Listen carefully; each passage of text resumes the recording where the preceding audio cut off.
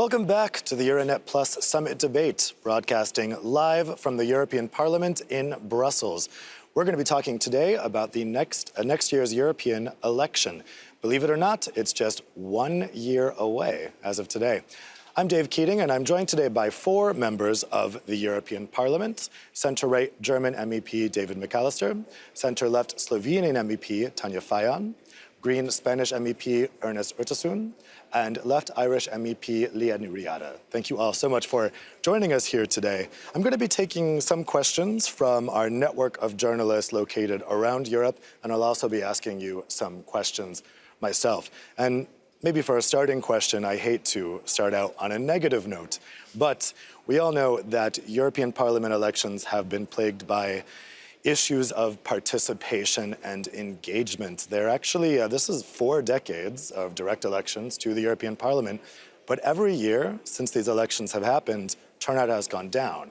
So that's been one major problem that has been observed. The other major problem is that people tend to vote based on national issues rather than European issues, rather than the issues that are actually legislated on in this parliament. For instance, if they're unhappy with their governing party, they'll punish that party in the European election, even though it has nothing to do with what happens here in this institution. So I wanted to start out by asking each of you, how, in a year's time, can we get European citizens more engaged with what happens here in this building so that they would be motivated to go to the polls and vote based on what actually happens here? Maybe, David, let's start with you.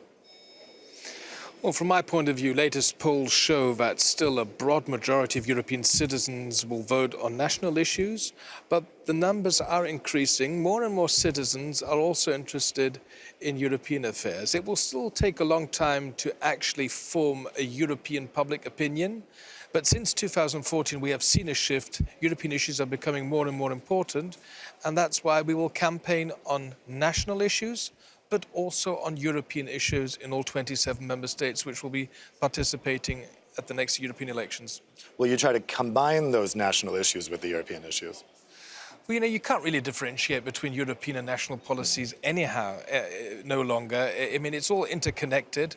But for instance, the Spitzenkandidaten process will be one cornerstone to make this European election not a sum of 27 national elections, but to make European citizens clear that there's a lot at stake, and there is actually quite a lot at stake at this European election next year, because what we need in the next European Parliament is once again a responsible, stable majority for a European Commission to tackle all the challenges we're facing. Tanja, what about you? I think it's quite of a challenge how to make people understand and feel engaged in European politics. We are struggling about that for years. Now, we went through several crises. And I think there is a little bit of a positive movement or sentiment after Brexit. When you ask Europeans today, they want to see more engagement, European policies around security, around migration, or energy or climate change. You feel that people got a bit afraid, but we have to bring them back to the process itself. Too often European policies or institutions are perceived as something behind a closed door, project for the political elites. And I think for us politicians it's quite a challenge. We have to go back to the citizens, back to the streets, talk to them, listen to them, and this is what we are trying, in fact. I'm not sure this is the only formula how to engage people back, because, as you said, we first, or citizens first, would discuss on national issues, what concerns most their daily life, but it's our responsibility how to engage them and how to communicate the language of European policies to the simple citizens. This is quite a challenge because too often it's very abstract and it's very difficult language to understand and too far from their hearts. Ernest, how do you think we can make these elections more European and less national? Well, I tend to agree that any elections mixes different areas of political decision making. Also, local elections can be mixed with national elections. I mean, it's very difficult to separate them. But I think that as far as the European elections are concerned, I think 2 issues are very important. First is to be a bit more innovative in how our citizens participate. And I agree the Spitzenkandidaten process, so the idea that every political family has a candidate to be president of the Commission, is important. It would have been very important, in my humble opinion, to have also the European constituency like to elect members for a whole European constituency. Unfortunately, that was rejected, but I think that would have been an innovative, a step further in the process of creating more links with citizens.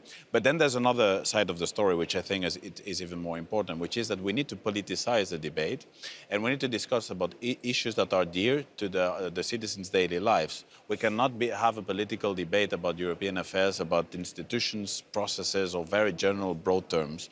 We need to discuss about social Europe, about unemployment, about how, from a European perspective, we can tackle those issues. I think that is the way. When you politicize decision-making process and campaign through things that are affecting the life of our citizens, this is how you engage citizens in politics. And I think this has been probably lacking in the last years. Liadh, what do you think? Well, I think all politics are local, not to mind national, so you have to drill down even from a very local level and what affects the people there. And we as MEPs, I think we do live in a bubble. We can't help that because we're here so often that you do get disconnected. And what we think everybody is talking about is not actually what they're talking about at all. So we have to have a reality check as MEPs, I think, because unless we bridge that, we're kind of up against it. I also think that Brexit has been a huge game changer in terms of people's view, certainly in Ireland, of Europe. And they're talking more about what it means to be Irish, but at the same time part of a union, and they don't want to be removed like the British people are. So I think that has changed it ever so much in that. But look, I also think you're absolutely right. The language that we use here is so far removed from the ordinary, daily people that go about their lives. They can't access funding. We talk about simplification here all the time, but it never really translates to the person on the doorstep. And unless we do that in a meaningful way, that takes direct responsibility here, I think we are really up against it, because at the end of the day, people are not really as concerned about Europe as we like to think they are, because we are too insulated. Well, let's go ahead and get out of that bubble. We can take some comments out in the streets of Europe. We're going to hear from some voters in Slovenia about how they're feeling right now about the EU. We're going to take that video now.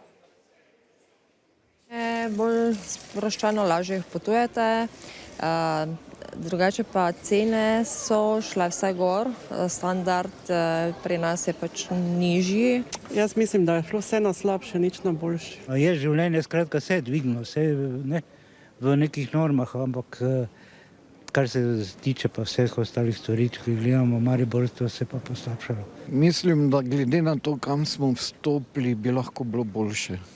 Če gledam z vidika mladih, kar se tiče zaposlitev, je sigurno slabše, ker mladi nimajo zaposlitev, drugače pa normalno, prednost pa so odprte meje. V vsakem primeru je pozitivno, zdaj ta nostalgija, ko pač jo imamo za Jugoslavijo, bo vedno verjetno prisotna.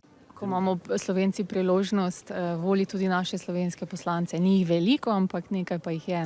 Žal se izogibam vseh teh političnih stvari, koliko se le da. Ne grem.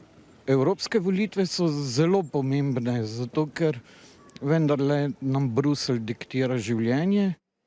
So I guess a mix of opinions there. I think I could tell you recognize some of the scenes there behind them.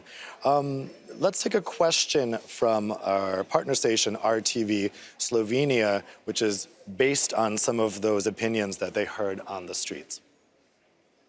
Liadh Petković from RTV Slovenia.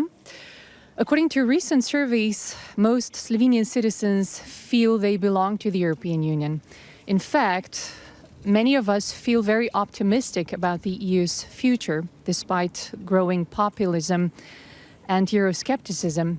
However, voter turnout for the European parliamentary elections is lower. In 2014, it was only 24%. More than 85% of young people stayed at home. Why the paradox between people feeling and acting as Europeans? What is the European Union doing in order to increase the people's engagement? Thank you.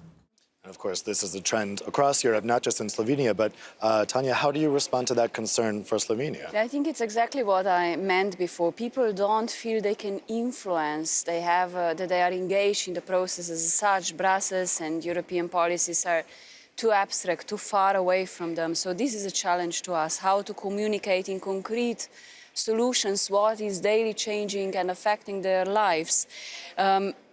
It was right. In Slovenia, we are still, having European, I would say, enthusiasm. We still belong to European Union and we like to be a member state.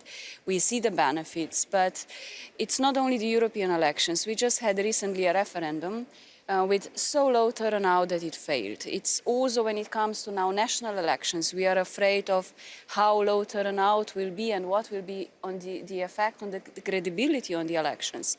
So I think it's more the general question also how much the policy is really and politicians are credible today.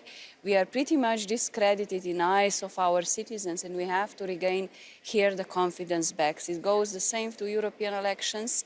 Maybe the challenge is of course bigger also to national elections.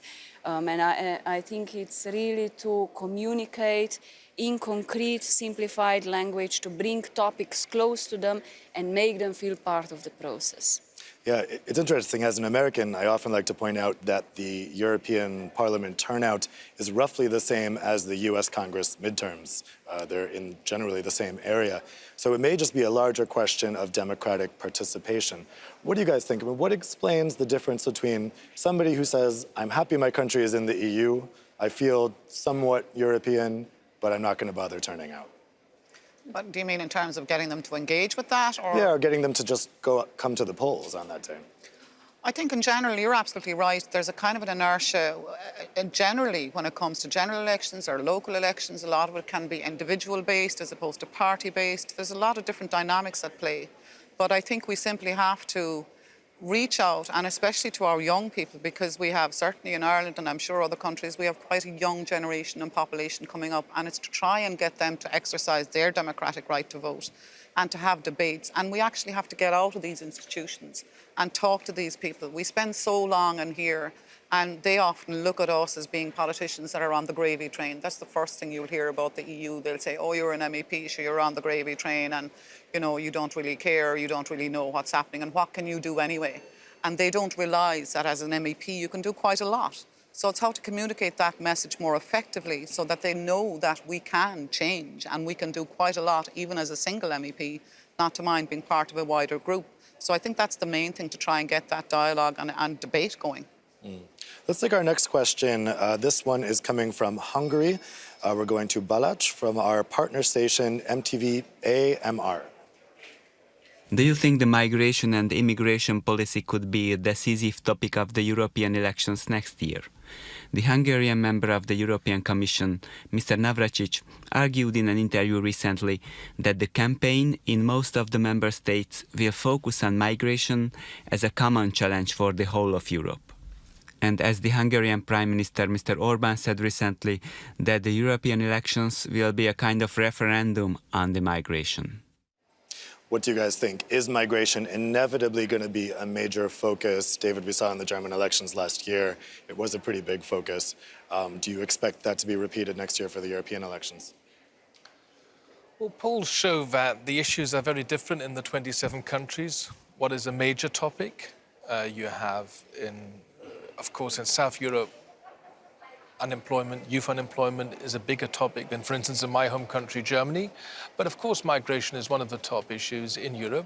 We have different views in member states. Some member states are open for migration. Others, like Hungary, take a critical point of view.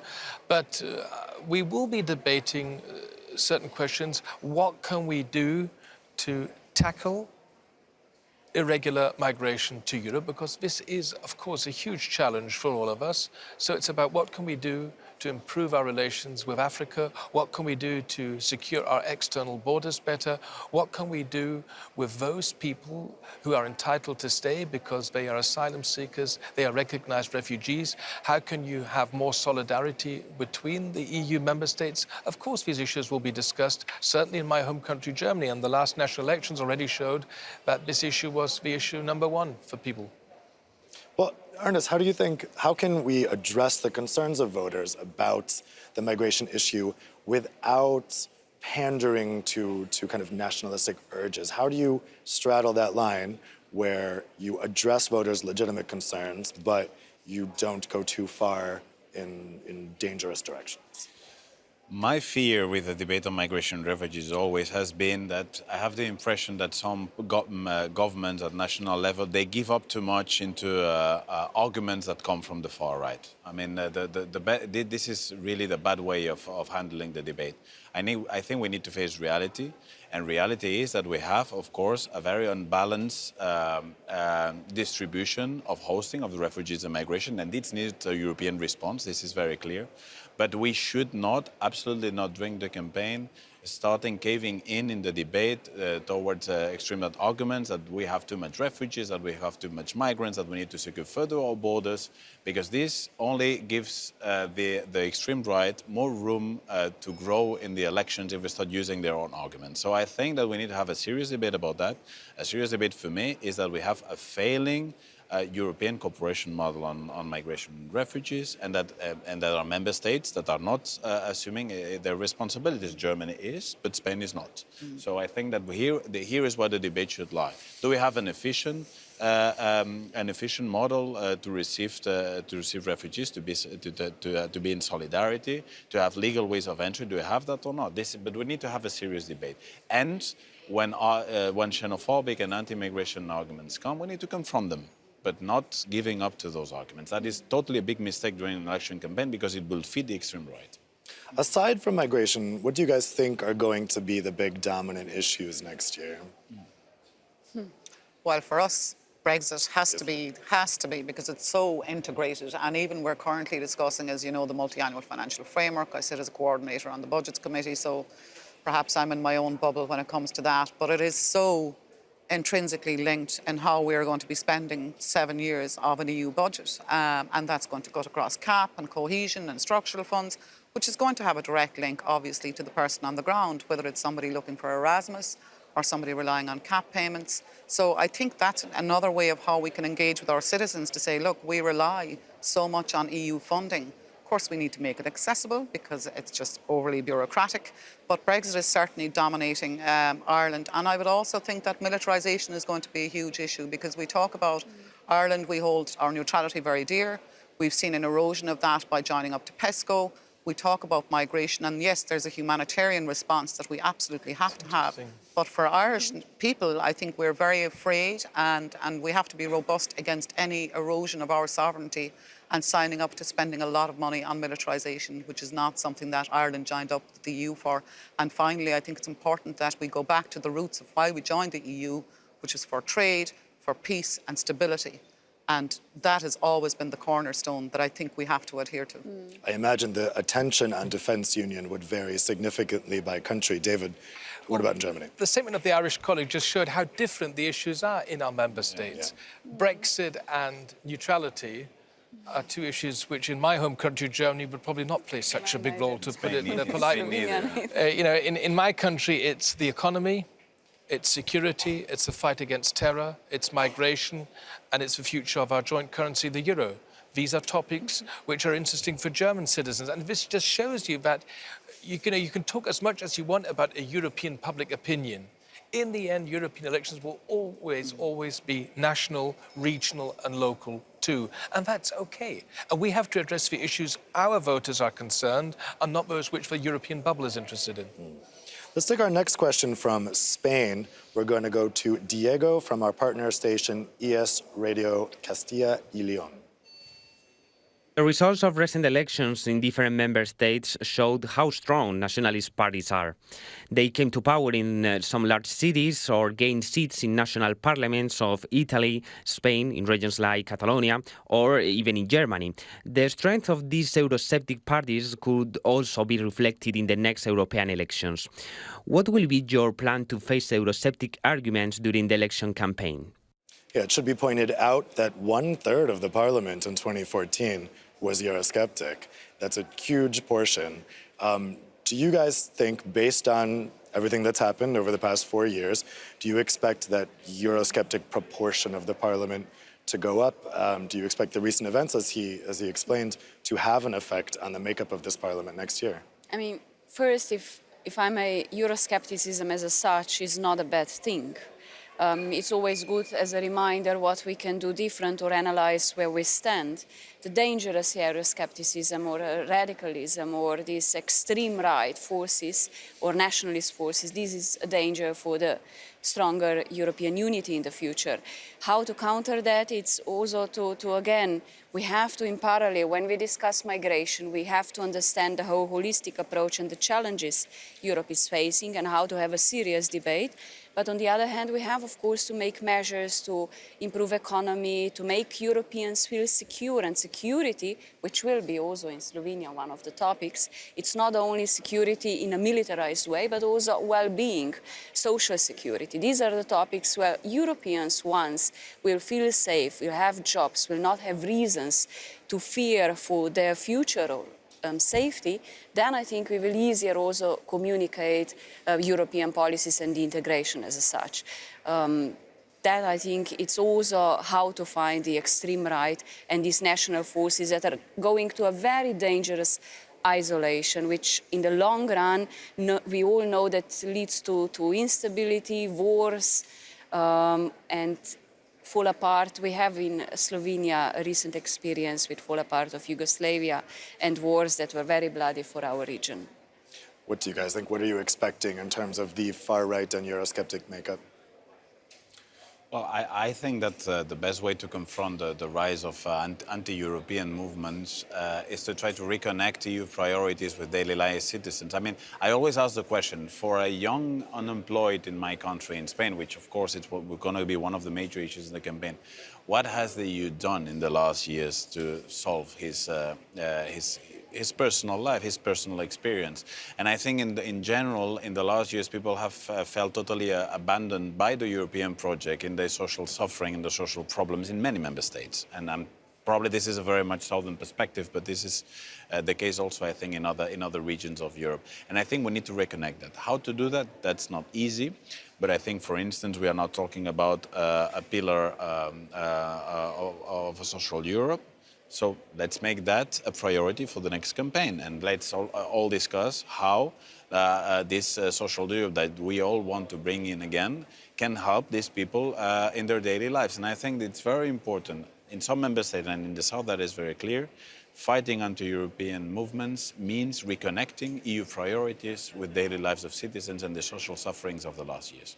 In the last years, the EU has meant the troika, the cuts, austerity. And this is the image that is portrayed in many member states. And we need to reverse that.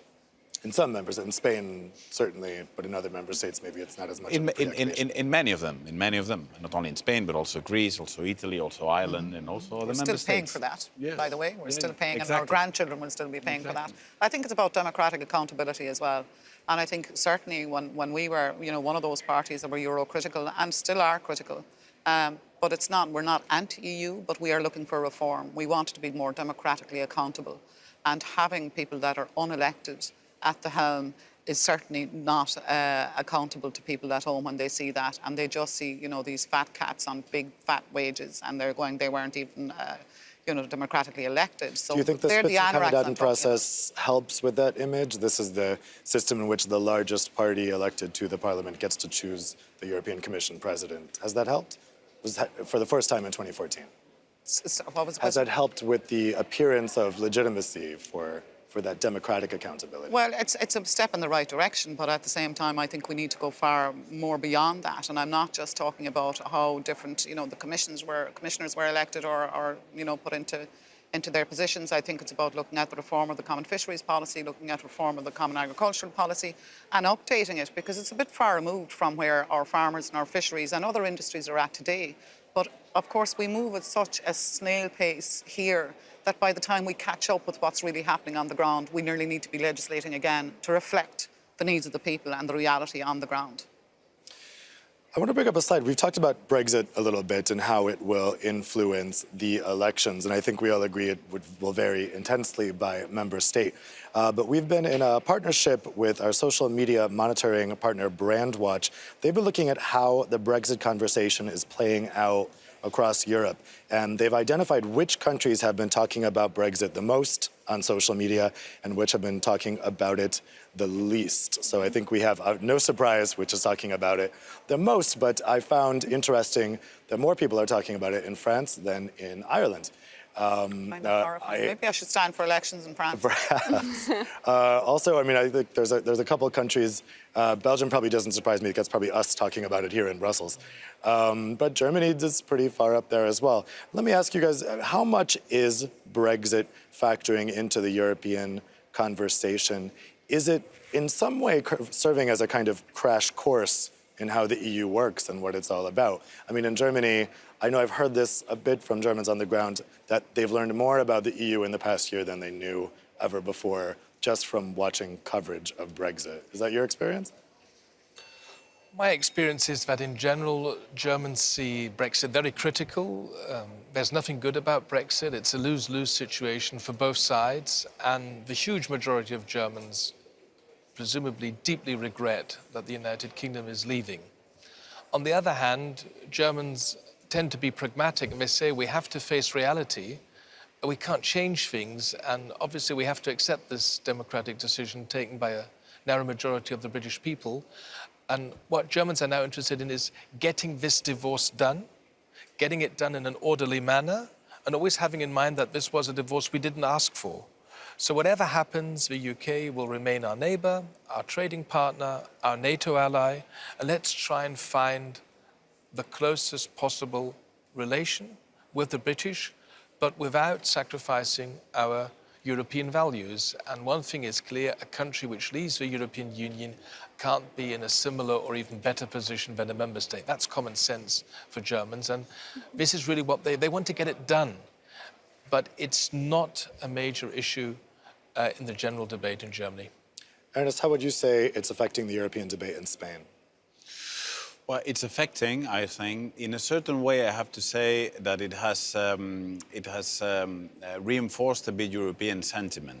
When you see, I think, but that is something happening in many member states. Brexit has helped a bit, finding also thinking that, well, that the project is worth it and that we need to fight for it. That had an effect in Spain, but also there are concrete issues that are being discussed a lot in Spain, particularly the rights of the Spanish workers there, and also the workers and a lot of retired people from Britain that live in Spain, and how this will be solved. This is a hot issue in Spain, as you can imagine.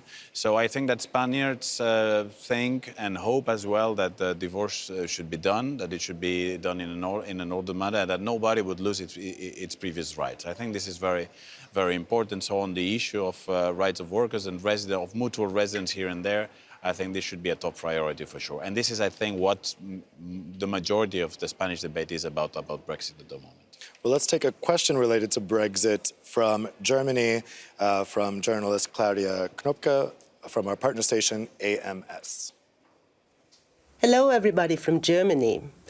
1 year ahead of the European elections and a little bit less ahead of the fulfilled Brexit. So until now, the path to Brexit was paved with a lot of headaches, tough discussions, and also new experiences as the EU had to trigger Article 50 for the first time. And I would like to know, is there any lesson to be learned, or could that even bring up the need to modify the treaties in order to be better prepared or in a more practical way for a possible next time? So it's interesting, obviously, the Lisbon Treaty is what brought in the ability to leave the EU, which is kind of funny when you think about how controversial it was in the UK. Should there be a more standardized process if a country wants to leave the EU? Isn't it only fair to let countries leave in the most simple and efficient way possible? I think you have to, because the reality is Brexit happened, like it or not. And as you say, we have to face the reality. And certainly, I think there is some mechanism has to be put in place to allow those countries that have democratically voted to leave, that they are entitled to leave. But however, of course, Brexit is so unique because in the north we had 56% who wanted to remain. They're still EU citizens and they're Irish citizens. So that rights-based approach has to be applied to them, because they're still citizens of the EU and of Ireland. So it's quite unique, I think, in that sense, Brexit. Whereas if another country left without having those complications, it might be a cleaner break. Of course, for us, it would be much easier if we just had a united Ireland, because then it relieves the headache for England, it relieves the headache for everybody, and we should have a right to have a referendum on that. But I think the mature thing would be to have some kind of mechanism that doesn't draw out as long as we've seen this, because the economic impact, the integrity of the peace process, for instance, if we go back to a hard border, all of those issues are very much key to us. But it's only the mature thing to do. Have a look at what mechanisms can be put in place. I'm not saying that we're, saying countries should have the option to leave if they want, but you have to respect the democratic right of people as well. But even without the complicated situation in Ireland, what's really striking is the economics. I mean, it is just very economically difficult for the UK to be a Western European country outside of the European Union. That's what this process is showing. So is that fair? If, let's say the UK stayed in for economic reasons, they realized this would be economic suicide to not be in the EU, and yet we don't really want to be in the EU. We don't feel European.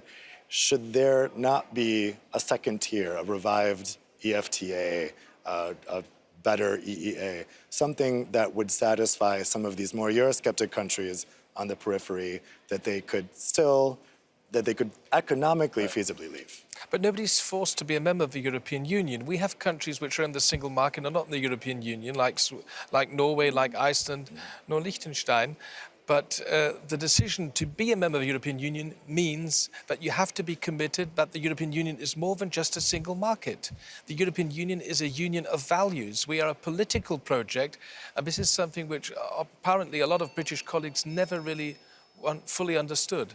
But to your question on Article 50, I hope that Article 50 will never be triggered again. But if we reform the treaty at some stage, we should have a closer look at Article 50, because it's not 100% actually clear. I think those people who actually once formulated Article 50 were hoping that it would never be put in use. I think that a single market, participating in a single market, would be a good solution for the UK. But of course, then you have to accept the full freedoms, contributions to the budget, and accept the ruling of the CGUA. And here, of course, many of people who campaign for Brexit, probably they found themselves in a difficult position to explain that probably what they said during their campaign of the referendum was wrong. But I think that at the end of the day, the most easy solution would be to be a member of the single market. But then that has conditions. There's no cherry picking here. That Europe has been very clear on that. Well, that's all the time we have for today. I want to thank you guys very much for an excellent discussion. And thanks for you at home for watching this Euranet Plus Summit debate.